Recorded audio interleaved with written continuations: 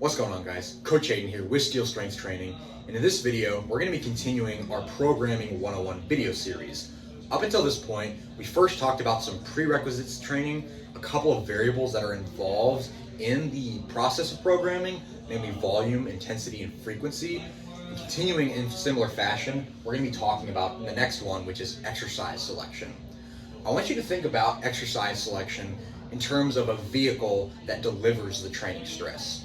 Wrapped up in this term is all the variables that we just previously mentioned: volume, frequency, and intensity. So volume being the amount of work performed, intensity being the strength or the magnitude of your stressor, usually best understood in terms of external load or weight on the bar, and frequency being the dedicated sessions or times during the week or the month that you use to administer that training stress.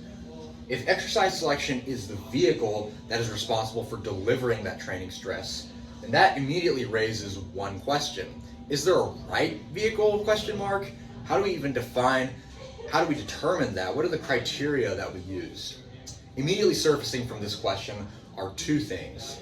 First is personal preference. So if your client comes in and they really tell you that they love bent rows, barbell rows, any kind of rowing variation, and then for some reason you don't include it in their program, then they may not be as adherent or excited about training, and that might impact their progress in the long term. Combined with preference is goals, or what makes sense for their training. If you take that client who really loves bent over rows, and they've told you that they want to just increase in size of their overall musculature, specifically muscles in their back, if you leave out bent rows, then you're kind of shooting yourself in both feet, being that they have a personal preference and they have goals that are specific for that exercise being included. So really pay attention to that. If there's a right vehicle and we have some basic criteria for what that means, then we need to consider how each exercise has its own pros and cons, namely in the form of stimulus and fatigue.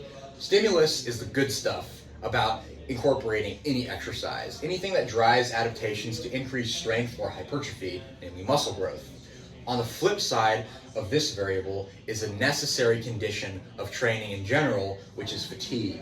This is usually manifested in the form of soreness, tiredness, general lack of performance over the long term, or even during the session, anything that causes performance to decrease as a result of the accumulation of stress, which immediately suggests a relationship between these two variables, which is foreshadowing to a future video that we'll be doing in the series, is talking about a stimulus to fatigue ratio, which is the relationship between these two variables.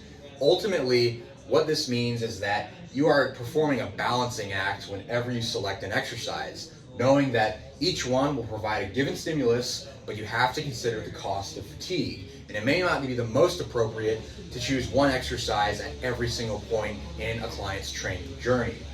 Let's take one example of this phenomenon for a client that wants to prioritize strength in the barbell squat. So they really want to maximize force output in their squat. Let's consider an example stimulus to fatigue ratio in this instance. Let's say that this client gets X amount of stimulus out of the squat in general. This will be modified by other things like volume, intensity, frequency, but let's say that those are controlled for. And this is a snapshot of what the stimulus to fatigue ratio looks like. So they have a given amount of stimulus that has a fatigue cost alongside of it. Like we just covered, this is not necessarily a problem, but we have to keep it in mind. Because if we only ever use the squat without any variations or any other iterations of leg work like lunges or RDLs or anything like that, then we might have a huge pile of fatigue that we have to deal with. It might become inhibiting to our training to where it's no longer productive if this is the only variation we ever used. However, if we wanted to still get a similar stimulus without having to pile on as much fatigue, it might be useful to change the exercise. And in this instance, one of the best things that you can do to introduce variation to the squat is to introduce a pause squat, which incorporates the same mechanics, only introducing a pause at the bottom when you reach depth. This will do a couple of things, but the most important of which is that the external load will be lightened, because you can't utilize the stretch reflex when you squat down and stand back up. You have to intentionally pause. Although it may not sound great intuitively when you first think about it, because you're like, wait, we're trying to increase maximal force production. How are we going to do that if we're using lighter weight? Well, if we're prioritizing stimulus that's going to overall increase our ability to produce force in the future, and then we don't have as much fatigue cost to deal with because the external load is lighter, then that might be the best thing to alleviate that accumulation of fatigue in the long term.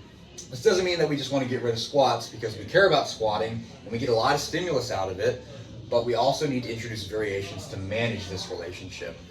Moving on to how this can affect the relationship or differences between strength and hypertrophy focus, there are a couple things that we need to keep in mind. With strength training particularly, the exercise selection, the exercises we put into our program are usually the tools, the modalities that we use to achieve strength, as well as the goal. Not in all cases. To give an example, you might care a lot about your barbell squat, but you really couldn't care less about the weights that you use when you do lunges or Bulgarian split squats or anything like that. Those are modalities only. But with a squat, for example, you are using it as a tool and the goal that you use to measure progress. That your mindset in this case would be, I squat so I can squat more weight. It is the ends and the means at the same time. With hypertrophy training, this is totally flipped upside down. The weight, the external load, is not a question when you're training for hypertrophy. It can be used as a measurement tool and a modality that we implement into training that will achieve stimulus, as we mentioned before, that drives hypertrophy response.